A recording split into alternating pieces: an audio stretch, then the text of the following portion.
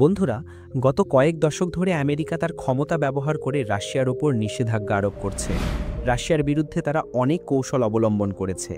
এমনকি আমেরিকা তার সব ঘনিষ্ঠ ও বন্ধুত্বপূর্ণ দেশকে কড়া নির্দেশ দিয়েছে যে তারা যেন রাশিয়া থেকে গ্যাস ও তেল কেনা বন্ধ করে দেয়। কিন্তু আমেরিকার নিষেধাজ্ঞার পরও রাশিয়ার উপর তেমন কোনো প্রভাব দেখা যাচ্ছে না।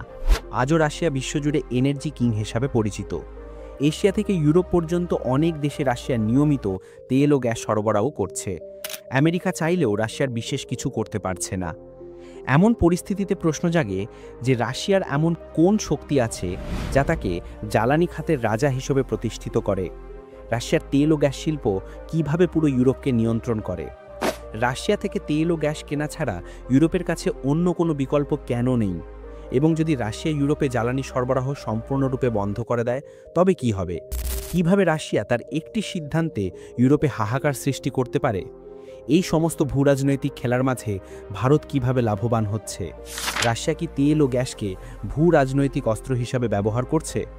আজকের ভিডিওতে আমরা এই সমস্ত বিষয়ে বিস্তারিত আলোচনা করব, কিন্তু এর আগে বন্ধুরা আমাদের একটু অনুপ্রাণিত করুন এবং চ্যানেলটি সাবস্ক্রাইব করে বেল আইকনটি প্রেস করুন। প্রথমে রাশিয়ার তেল ও গ্যাস ক্ষমতার ওপর একটি নজর দেওয়া যাক। রাশিয়া বিশ্বের প্রাকৃতিক গ্যাসের বৃহত্তম উৎপাদক এবং রপ্তানির ক্ষেত্রে এটি 1 নম্বরে আসে। অন্যদিকে তেলের ক্ষেত্রে রাশিয়া বিশ্বের দ্বিতীয় বৃহত্তম উৎপাদক ও রপ্তানিকারক। রাশিয়ার জিডিপিতে তেল ও গ্যাস শিল্পের অবদান 30% পর্যন্ত।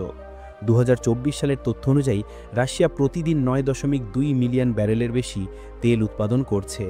আজকের দিনে এর একটি বড় অংশ চীন ও ভারতকে সরবরাহ করছে। রাশিয়া প্রতিদিন প্রায় 585 মিলিয়ন ইউরো আয় করছে এই প্রাকৃতিক তেল ও গ্যাসের ভাণ্ডার থেকে। রিপোর্ট অনুযায়ী রাশিয়ার কাছে প্রায় 47 ট্রিলিয়ন কিউবিক মিটার গ্যাসের রিজার্ভ থাকার অনুমান করা হয়।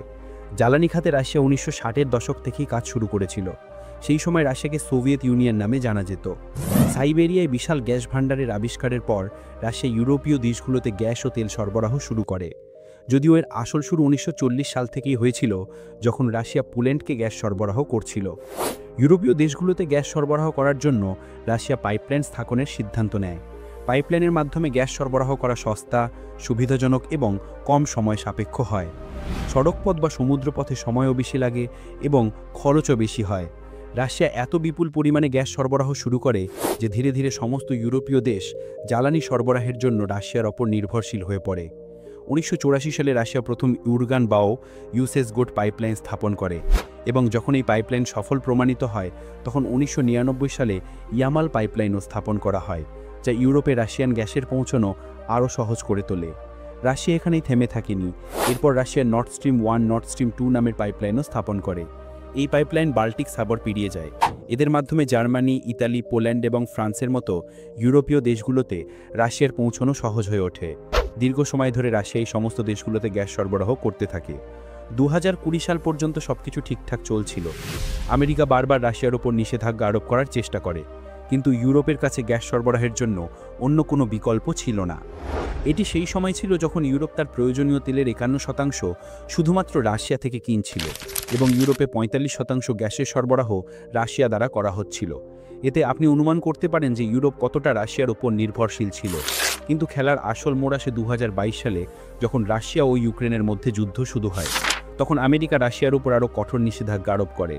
আমেরিকা পশ্চিমা দেশগুলোকে কড়া নির্দেশ দেয় যে তারা যেন অবিলম্বে রাশিয়া থেকে তেল ও গ্যাস কেনা বন্ধ করে দেয় এবং ভবিষ্যতে রাশিয়ার সঙ্গে আর কোনো বাণিজ্য চুক্তি না করে। আমেরিকার জন্য এটা বলা খুব সহজ ছিল, কিন্তু ইউরোপের জন্য এটা কার্যকর করা ততটাই কঠিন ছিল, কারণ ইউরোপের কাছে তেল ও গ্যাস সরবরাহের জন্য অন্য কোনো বিকল্প ছিল না, এবং যে বিকল্পগুলো ছিল সেগুলো ছিল অনেক ব্যয়বহুল। রাশিয়া ও ইউক্রেনের মধ্যে যুদ্ধ কোনো নতুন ঘটনা ছিল না। এর আগে 2006 ও 2009 সালে রাশিয়া ও ইউক্রেনের মধ্যে জ্বালানি সরবরাহ নিয়ে বাণিজ্য যুদ্ধ দেখা গিয়েছিল। রাশিয়া ইউক্রেনের সমস্ত সরবরাহ বন্ধ করে দিয়েছিল। এতে ইউক্রেনে জ্বালানি সংকট দেখা দেয় এবং কয়েকদিনের মধ্যে ইউক্রেনে মুদ্রাস্ফীতি অনেক বেড়ে যায়। প্রকৃতপক্ষে রাশিয়া সেই সময় বুঝতে পেরেছিল যে সে তার জ্বালানি সরবরাহকে ভূ রাজনৈতিক অস্ত্র হিসেবেও ব্যবহার করতে পারে।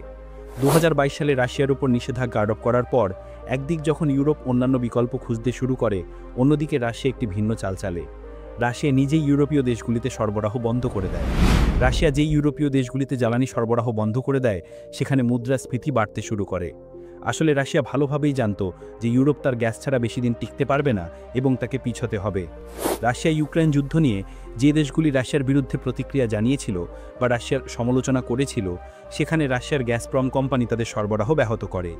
Finland, Denmark, Germany, France, Netherland, Poland এবং বুলগেরিয়ার মতো সমস্ত দেশের সরবরাহ রাশিয়া কমিয়ে দেয় এবং জানায় যে ভবিষ্যতে তারা এই সরবরাহ সম্পূর্ণ বন্ধও করতে পারে। রাশিয়ার এই নির্দেশে ইউরোপে হাহাকার সৃষ্টি হয়। এখানে শীতকালে জ্বালানি সরবরাহের সংকট দেখা দেয়। মানুষের বাড়ির হিটিং সিস্টেম কাজ করা বন্ধ করে দিয়েছিল। ইউরোপীয় দেশগুলিতে গ্যাস ও তেলের দাম আকাশ ছুঁতে শুরু করেছিল। এমনকি দেশগুলিতে ব্ল্যাকআউটের মতো পরিস্থিতিও তৈরি হয়েছিল। বিশেষজ্ঞরা বলেছিলেন যে যদি দ্রুত এর কোনো সমাধান না করা হয় তবে ইউরোপে অর্থনৈতিক মন্দা আসার সময় আছে। অনেক দেশের সরকার জনগণকে গ্যাস ও তেল বাঁচানোর আবেদন জানায় এবং বলে যে বিদ্যুৎ এবং আলোর ব্যবহার যতটা সম্ভব কম করে দিন। ইউরোপীয় ইউনিয়ন এই সমস্যার সমাধান বের করার জন্য একটি সভার আয়োজন করে, যার অধীনে রিপাওয়ার ইইউ মিশন চালু করা হয়। এই মিশনের উদ্দেশ্য ছিল 2027-28 সালের মধ্যে রাশিয়ার ওপর নির্ভরতা সম্পূর্ণরূপে শেষ করার লক্ষ্য নির্ধারণ করা। রাশিয়ান গ্যাসের পরিবর্তে ইউরোপীয় ইউনিয়ন এলএনজি গ্যাস ব্যবহার করা শুরু করে, কিন্তু অনেক দেশে এলএনজিকে নিয়ে খুব ভালো অবকাঠামো নেই। আর যে দামে রাশিয়া পাইপলাইনের মাধ্যমে দ্রুত এবং কম দামে গ্যাস সরবরাহ করছিল, সেই দামে গ্যাস সরবরাহ করা আমেরিকার পক্ষে কোনো মূল্যেই সম্ভব নয়। কিন্তু আমেরিকার কাছে ন্যাটো দেশগুলোকে মাথা নত করতে হয় এবং চড়া দামে আমেরিকা থেকে গ্যাস কিনতে বাধ্য হতে হয়। দামি গ্যাসের বিরুদ্ধে ফ্রান্স ও জার্মানির মতো অনেক দেশে মানুষের ক্ষোভ ফেটে পড়ে এবং তারা রাস্তায় নেমে বিক্ষোভ শুরু করে। পরিস্থিতি স্বাভাবিক করার জন্য ইউরোপ আবার রাশিয়া থেকে গ্যাস ও তেল কেনা শুরু করে। আজও ইউরোপের অনেক দেশ রাশিয়া থেকেই তেল ও গ্যাস কিনছে, যদিও এই সংখ্যায় পতন দেখা গেছে। ইউরোপীয় দেশগুলি বেশি পরিমাণে পিএনজি গ্যাস কিনছে, কিন্তু মজার ব্যাপার হলো 50% পিএনজি গ্যাসও রাশিয়া থেকেই আমদানি করা হচ্ছে। তেল ও প্রাকৃতিক গ্যাস আমদানিতে গত 2 বছরে উল্লেখযোগ্য পতন দেখা গেছে। 2025 সালে গ্যাসের আমদানি 45% থেকে কমে 19% নেমে এসেছে এবং তেলের আমদানি 51% থেকে কমে 12% নেমে এসেছে। ইউরোপীয় দেশগুলি হাইড্রোকার্বন শক্তির ওপর বেশি মনোযোগ দিচ্ছে, কিন্তু এর জন্য তাদের অবকাঠামো আরও শক্তিশালী করতে হবে। গত 2 বছরে গ্যাস ও তেলের আমদানিতে অনেক উত্থান পতন দেখা গেছে। 2024 সালে এমন একটি সময়ও এসেছিল যখন রাশিয়া থেকে গ্যাস আমদানি 18% পর্যন্ত বেড়ে গিয়েছিল। এখন প্রশ্ন আসে, ইউরোপের কাছে কি অন্য কোনো বিকল্প আছে? ইউরোপীয় দেশগুলি হাইড্রোকার্বন ও পারমাণবিক শক্তির দিকে মনোযোগ দিচ্ছে। গ্যাস ও তেলের সরবরাহের জন্য নতুন বাণিজ্যিক অংশীদার খোঁজা হচ্ছে। কাতার বর্তমানে একটি বড় সরবরাহকারী হিসাবে সামনে এসেছে। এছাড়াও আলজেরিয়া ও নাইজেরিয়ার মতো দেশগুলো গ্যাস সরবরাহ করার চেষ্টা করছে, কিন্তু এই দেশগুলোতে বর্তমানে বিপুল পরিমাণে উৎপাদন সম্ভব নয় এবং সরবরাহ চেইন বারবার প্রভাবিত হচ্ছে। কিছু ইউরোপীয় দেশ ভারত থেকেও তেল আমদানি করছে। আসলে ভারত প্রচুর পরিমাণে পরিশোধিত তেল সরবরাহ করে। উপসাগরীয় দেশগুলো এবং রাশিয়া থেকে কম দামে অপরিশোধিত তেল কিনে ভারত তা পরিশোধিত করে এবং অন্যান্য দেশে সরবরাহ করে। রাশিয়া ইউক্রেন যুদ্ধের সময় ভারতীয় কোম্পানিগুলো ভালো মুনাফা অর্জন করেছিল। আসলে ইউরোপ সরাসরি রাশিয়া থেকে তেল কেনা কমিয়ে দিয়েছিল এবং এর বদলে ভারতের সঙ্গে বাণিজ্য বাড়িয়েছিল। অন্যদিকে রাশিয়া ভারতকে 25 থেকে 30% পর্যন্ত কম দামে তেল বিক্রি করেছিল। এতে ভারতীয় কোম্পানিগুলো রাশিয়া থেকে কম দামে তেল কিনেছিল, সেটিকে রিফাইন করেছিল এবং স্ট্যান্ডার্ড বাজার মূল্যে ইউরোপকে বিক্রি করেছিল। অর্থাৎ দেখা যায় যে ইউরোপ তখনও রাশিয়ার তেলই ব্যবহার করছিল, কিন্তু সেই তেল কেনার জন্য ভারত মধ্যস্থতাকারী হিসেবে কাজ করছিল। আমেরিকা, ইউরোপ এবং পশ্চিমা দেশগুলো রাশিয়ার ওপর নিষেধাজ্ঞা আরোপ করলেও রাশিয়ার ওপরের তেমন কোনো প্রভাব পড়ছে না। রাশিয়া বাজারে নতুন ক্রেতা খুঁজে পেয়েছে।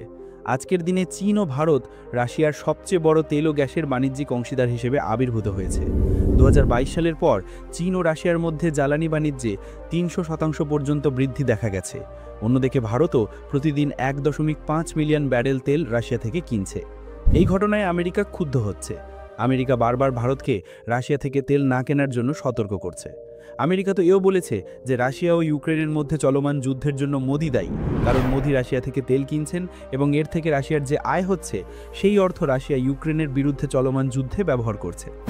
চীন আজ $130 বিলিয়ন বেশি তেল ও গ্যাস রাশিয়া থেকে কিনছে। অন্যদিকে ভারতও প্রায় $70 বিলিয়ন তেল ও গ্যাস রাশিয়া থেকে কিনছে। ইউরোপীয় দেশগুলির নিষেধাজ্ঞা থেকে হওয়া ক্ষতি রাশিয়া সহজেই পূরণ করছে, কিন্তু পশ্চিমা দেশগুলোকে চড়া দামে গ্যাস ও তেল কিনতে হচ্ছে। রাশিয়া, চীন ও জাপান পর্যন্ত পাইপলাইন স্থাপন করেছে, যে কারণে তারা কম দামে গ্যাস সরবরাহ করতে পারে।